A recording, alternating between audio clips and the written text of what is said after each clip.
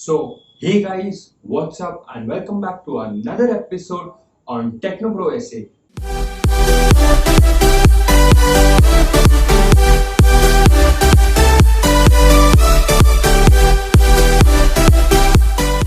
Today's video will be a generic everything inspired video, which means it will be a DIY video of me, actually not me, but the technician taking apart my Nokia 6.1 Plus to replace the charging pin which was broken.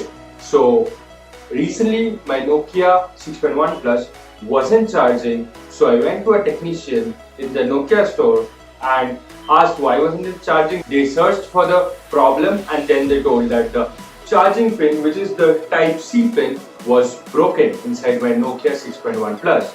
So they removed the whole glass back, which is a jet black. So they removed this part.